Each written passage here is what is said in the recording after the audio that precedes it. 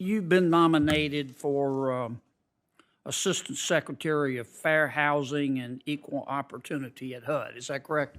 Yes, Senator, that is Okay. correct. Tell me the difference between Title VII of the Civil Rights Act of 1964 and the Fair Housing Act. Certainly, Senator. My understanding is that Title VII of the Civil Rights Act deals principally with labor practices and employment practices, whereas the Fair Housing Act is principally focused on discrimination in housing, sir. Okay. Is there a difference in the protected classes in the two statutes? Thank you, Senator. I don't have a ton of experience with Title VII. I will say that the protected classes under the Fair Housing Act are well established as race, national origin, Right. religion, familial status. I can name the rest if you'd like, Senator. Okay. Tell me about Bostock v. Clayton County, the Supreme Court case. Yes, Senator. So my understanding about Bostock was that it interpreted specifically the protected class in the Fair Housing Act dealing with sex and gender to include LGBTQIA individuals for those protections, and that was... Excuse me for interrupting, but was Bostock an employment case or a housing case? Senator, thanks for the question. You know, I actually don't know the answer to that, Senator. Well, it's kind of fundamental. I mean, what was the holding of Bostock? My sense was that Bostock, as it's been interpreted by HUD, it made... I'm not asking how HUD interpreted it. I mean, you've read the opinion. What does it say? Sure. It's an employment case, right? My sense, Senator, I get what you're getting at with this questioning. What am I getting at? My sense is that this was a case... Well, I'm not a lawyer, Senator, and I have not had a good deal of experience with labor law, but the position I've been nominated for deals with... Well, let me tell you what I'm getting at, okay? Bostock dealt with employment discrimination, okay? Its holding doesn't have to do with housing. Do you propose that the holding of Bostock be extended to housing? Senator, my understanding is that HUD issued an interpretive rule. I'm not asking about HUD. I know what HUD's done. I'm asking about you. Bostock, you say you've read it, and I believe you. If you have, you know it's an employment discrimination case, right? Yes, Senator. Okay. Do you think that the holding of Bostock can fairly be extended to the field of housing?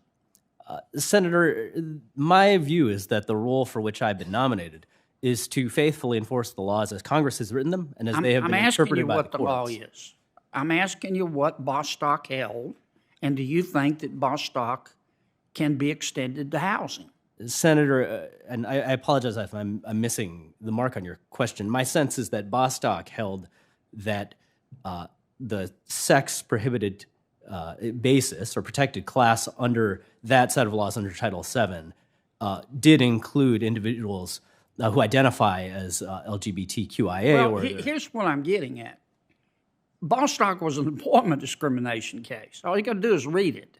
There it is, big as Dallas, okay?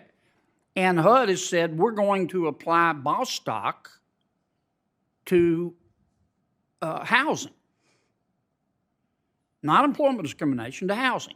And you're going to have to go along with that. Otherwise, you're not going to last very long in your job. So legally, how can that be done?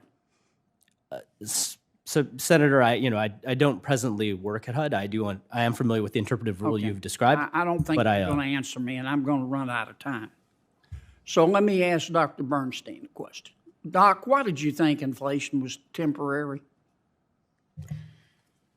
The word, of course, transitory is what you're referring to, and I not only believe, but I've said, and this is... Well, is temporary and transitory, those are synonymous, right? Yeah, those are they're synonyms. And okay, I think tell me why... But I think transitory was... Tell me why you thought inflation... I'm going to be accurate.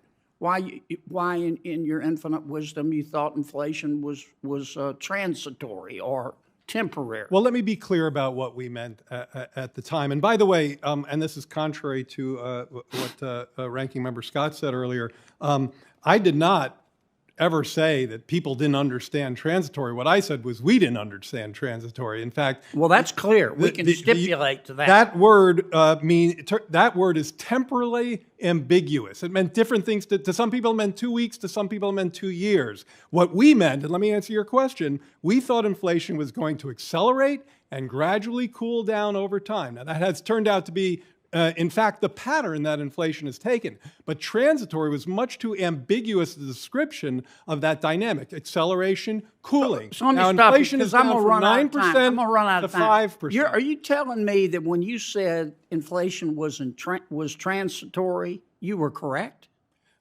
No, I'm not saying I was correct or incorrect. What I'm saying was that was Sounds an to me like you're ambiguous... saying you were correct. No, I'm saying that that was an ambiguous and unclear word that was poorly chosen, I think, for that discussion because it meant different things to different people. To me, Well, has it been transitory? inflation has, in fact, behaved much as I just described. We thought inflation was going to accelerate and Has gradually it been cool over transitory? time, and that is Jared's an going to accurate cut me assessment. off. Has it been transitory? Inflation has accelerated and cooled. Senator's time's expired. I want to fulfill what you said, that I was going to cut you off. Yeah, you're Senator welcome. Van Hollen of Maryland's recognized.